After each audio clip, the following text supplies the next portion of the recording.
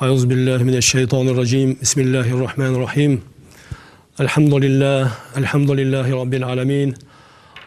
Vel âkıbetu lil muttaqin. Vessalatu vesselamu ala eşrefil enbiyayı ve imamil mursalin. Seyyidina nebiyina ve ala alihi ve ashabihi ecma'in. Ve men da'a bi da'vatihi ve iltezama bi tariqatihi. Ve cealel akidetel İslamiyye esasen li a'mal ve a'mal vel efkar. Amma ba'd.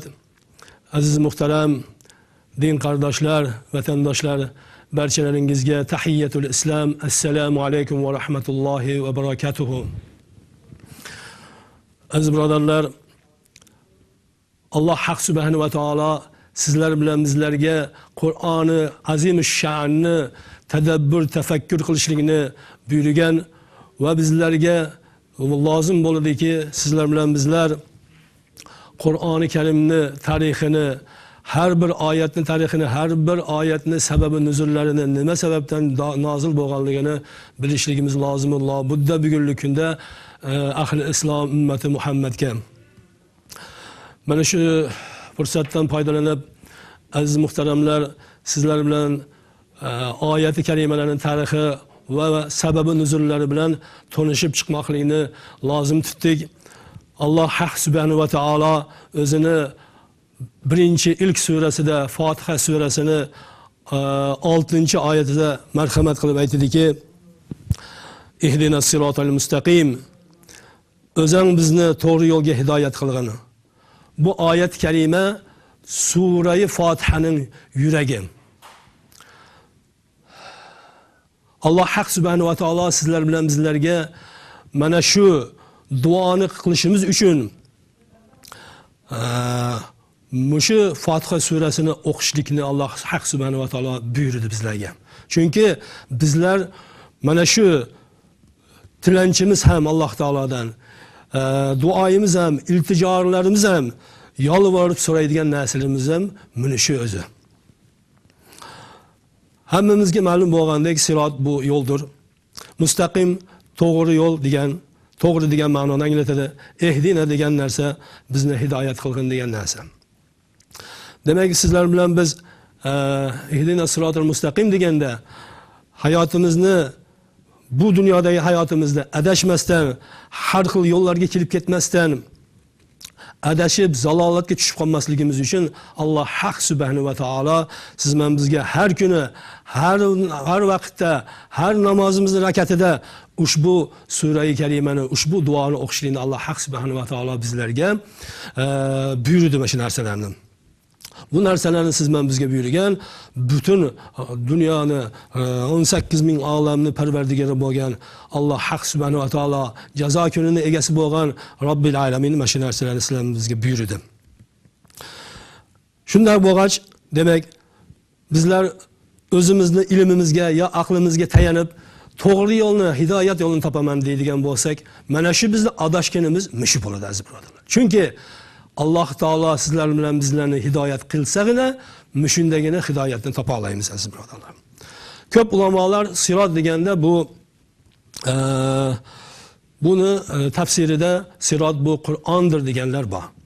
Ya'ni bu degani bizlarni to'g'ri yo'lga boshlagan degani, ehdina sirotal mustaqim, ya'ni sirot bizlarni to'g'ri yo'lga boshlagan, kalomingni, o'zingning buyuk kaloming bo'lgan Qur'oni Karimni andozasi bo'yicha hayotimizni o'tkazishlikni bizlarga nasib aylagin, muvaffaq aylagin degan ma'noni bildiradi. Va ba'zi ulamolar deydiki, islom degani bu, sirot degani bu islom, ya'ni adashib, dinsiz bo'lib, noto'g'ri yo'llarni ishlarni ushlab olib, noto'g'ri dinlarni din qilib ushlab olib, zalolatga o'tib ketmasligimiz uchun Alloh haq subhanahu va taolodan o'zingni haqiqiy oxirgi islomga yo'llagin deb tafsir qiladilar.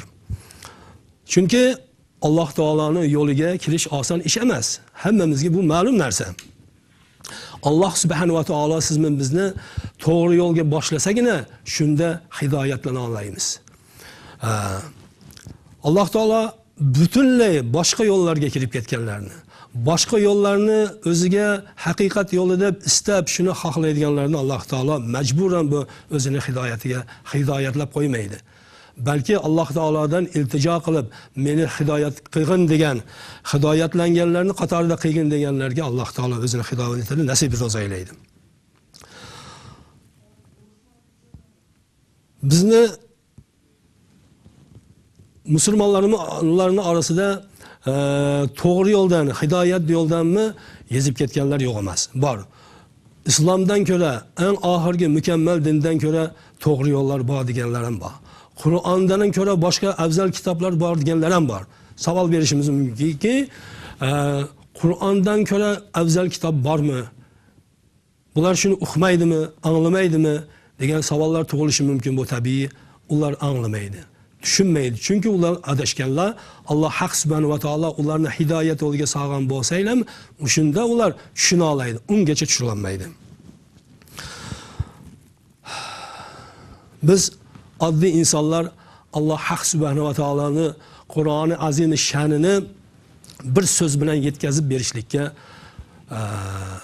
qurbimizmi yetmaydi. Bu narsani yetkazib berishlikni Alloh taolodan yolg'iz o'zini hidoyati bilan, marhamati bilan, in'omi bilan o'zi Robbil alamin Qur'oni Karimni deb bermasa, bayon qilib bermasa, siz men biz oddiy insonlar buni yetkazishga ojiz bo'lib qolamiz aziz birodarlar.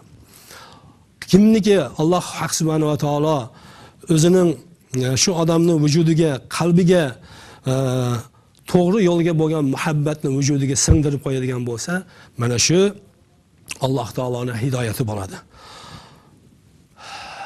Xo'sh, Alloh taoloning in'omiga sazovor bo'lganlar o'zi kim? Bu narsani Alloh haq subhanahu va taolo kelgusi oyatda bayon qilib beradiki, Estaizu billah, siratal ladzina an'amta alayhim g'ayril mag'zubi alayhim valaddallin. Amin. Bizlarni shunday zotlarning yo'liga hidoyat qilginki, sen o'zing ularga to'g'ri yo'lni in'om qilgansan. Ular sen tomonidan g'azabga duchor bo'lmaganlar va zalolatga ketmaganlar, adashmaganlar. Alloh taoloning in'omiga sazovor bo'lganlar haqida Alloh haq subhanahu va taolo Niso surasini 69-oyatida shu oxirgi Fotiha surasini tafsir qilib beradi. Niso surasi Estaizu billah, man yuti'illaha va rasulahu ulaika allazina an'ama Allohu alayhim minan nabiyyina wash-shuhada'i was-siddiqina wash-shuhada'i was-solihina fa hasuna ulaika rafiqa. Sadaqallohul azim. Kimki Alloh payg'ambarga itoat etsa, ana o'shalar Allohning in'omlariga sazovor bo'lgan zotlar, payg'ambarlar, siddiqlar, shahidlar, solihlar bilan birga borurlar. Ana o'shalar eng yaxshi do'st hamrohdirlar deb yuqoridagi Fotiha surasini, Niso surasini 69-oyatda tafsir qilib berdi. Ma'lum tanzil va al-Jami' li ahkamil Qur'on tafsir kitoblarida rivoyat qilishincha, ushbu oyati karimani nozil bo'lishiga sabab payg'ambar alayhisolatu vasallamning sahobalaridan bo'lmish Savban roziyallohu anhu, ya'ni ozod qilgan qullari Savban roziyallohu anhu haqida nozil bo'lgan bu oyat karima. Kunlardan bir kuni Savban roziyallohu anhu ranglari o'zgarib ketgan, yuziga g'am soyasi tushgan holatda o'tirganda Sarvar olam Muhammad Mustafa sallallohu alayhi vasallam kelib, "Ey Savban, sana nima bo'ldi? Ranging o'zgarib ketibdi" deganda, "Ya Rasululloh sallallohu alayhi vasallam, men kasal emasman, men soppa sog'man. Lekin menga bir narsa hayolimga tushib ketdi. Sizni bir kun ko'rmasam, sizni to ko'rmagunimcha dunyoda eng yolg'iz odamga aylanib qolaman. Endi bo'lsa oxirat yodimga tushib qoldi. Siz payg'ambarlarning manzilatida bo'lasiz. Mabodo men jannatga tushib qoladigan bo'lgan chog'imdami, men sizni manzilatingizda bo'la olmayman ekan, sizni ko'ra olmayman ekan, men eng past manzilatda bo'lib qolsam, sizni ko'ra olmayman deb shu narsa meni g'amga botkazib qo'ydi deganda yuqoridagi Niso surasining 69-oyati nozil bo'lgan ekan. Qatoda aytadiki, payg'ambar alayhisolatu vasallamning sahobalaridan ayrimlari Jannatdagi holimiz qanday bo'ladi? Siz eng baland manzilatda, biz esa sizdan juda pastda qolib ketamiz. U joyda sizni qanday qilib ko'ramiz deyishganda ushbu oyat kalima, ya'ni Niso surasining 69-oyati nozil bo'ladi ekan. Oyat kalimada Haq subhanahu va taoloning rasuli Muhammad Mustafa sallallohu alayhi vasallamni sevadigan, jannatda u zot bilan birga bo'lishlikni orzu qiladiganlarga Haq subhanahu va taolo yo'l yo'rig'ini mana shu oyat orqali sizlarga bizga ko'rsatib berdi. Alloh taologa itoat qilgan, farzlarini ado qilgan, Muhammad alayhisolatu vasallamning sunnatlarini ado etib u zotga itoat qilganlar mana shu ikki shartga ega bo'lgan, ikki sifatga ega bo'lganlar ro'zi qiyomatda payg'ambarlarni manzilatida, siddiqlarni, shahidlarni va sahobai kiromlarni manzilatida birga bo'ladi ekan. Mana shu narsalarni orzu qilayotgan narsalarimizni Alloh Haq subhanahu va taolo sizlar bilan bizga hadis-i sharif oyat orqali ko'rsatib berdi. Ikrima aytadiki, oyat kalimadagi payg'ambarlardan murod Muhammad alayhisolatu vasallamdir. Siddiqlardan murod Abu Bakr, shahidlardan murod Umar, Usmon, Ali roziyallohu anhu, solihlardan murod barcha sahoba ikromlar deb tafsir qiladi. Demak, Alloh Haq subhanahu va taolo va rasuliga itoat etish bandaning haqiqiy mu'min ekaniga va hamda Alloh va rasulini yaxshi ko'rishligiga eng yaxshi, eng ishonchli dalil bo'la oladigan, hujjat bo'la oladigan. Shu boisdan itoatlik mu'min musulmonlarga Alloh subhanahu va taolo jannatga kirishlikni va u jannatda yuqori manzilatda bo'lgan ulug' zotlar bilan birga bo'lishlik ne'matini nasibi ro'za aylaydi ekan. Imom Buxoriy Al-Adab Al-Mufrad kitobida keltirganda hadis sharifni keltirgan bir Arabiy sahroyi odam Ya Rasululloh sallallohu alayhi vasallam, qiyomat soati qachon keladi deganda, sen qiyomat kuniga nima ishlarni tayyorlab qo'yding deganda, Arabiy hech narsa tayyorlaganim yo'q. Men faqat Alloh va Rasulining sevaman dedi. Shunda Sarvar olam Muhammad Mustafa sallallohu alayhi vasallam, sen ro'zi qiyomatda sevgan odamlaring bilan birga bo'lasan deb marhamat qildilar. Muslim rivoyat qilgan hadisi sharifda Anas roziyallohu anhu aytadiki, men payg'ambar alayhisolatu vasallamni, Abu Bakrni va Umarni yaxshi ko'raman va umidvormanki, ularga bo'lgan mehri muhabbatim sababli jannatda ular bilan birga bo'laman, orzu qilaman degan ekan. Dar haqiqat sahobai kiromlar Muhammad Mustafa sallallohu alayhi vasallamni nihoyatda muhabbatlari, u zotga bo'lgan muhabbatlari havas qiladigan darajada va ro'zi qiyomatga davr keladigan barcha ummati Muhammadga ibrat bo'lishlikka loyiq bo'ladigan ibratlardir. Ulug' sahobiylardan Ansoriy sahobiylardan Abdulloh ibn Zayd Abdurrabbiy roziyallohu anhu Payg'ambar alayhisolatu vasallam bu fani dunyodan Robbil alaminning dargohiga rihlat qilib bu dunyodan o'tib ketganda qayg'uga botib, Allohim, Habibimdan keyin hech narsani ko'rishni istamayman. O'zing ta men jannatda Habibimni ko'rmagunimcha ko'zlarimni amo, ko'r qilib qo'ygin deb duo qilganida Alloh Haq subhanahu va taolo munshu zahoti Alloh taolo ko'zlarini ojiz qilib ko'r qilib qo'ydi. Mazkur Abdulloh ibn Zayd roziyallohu anhu hammamizga ma'lum, bu zotning tushiga 5 vaqt namozni oldidan o'qiladigan azonni tushida ko'rgan, shu tushini Rasululloh sallallohu alayhi vasallamga aytib berganda, joriy bo'layotgan, butun dunyoda joriy bo'layotgan azonni Alloh tarafidan ekanligini va bu azonni 5 vaqt namozni oldidan joriy qilishlikni buyurganlar.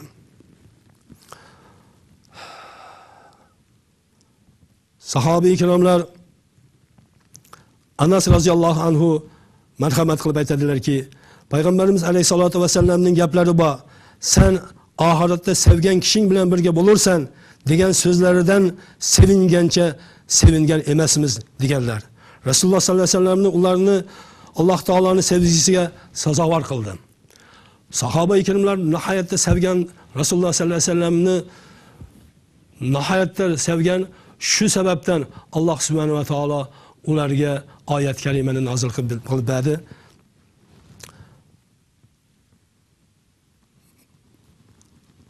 in tuhibbun astaghiz billah in tuhibbunallaha fattabi'uni yuhibbukumulloh va yaghfiru zunubakum deb Alloh taolo Ali Imron oyatida marhamat qilib aytgan.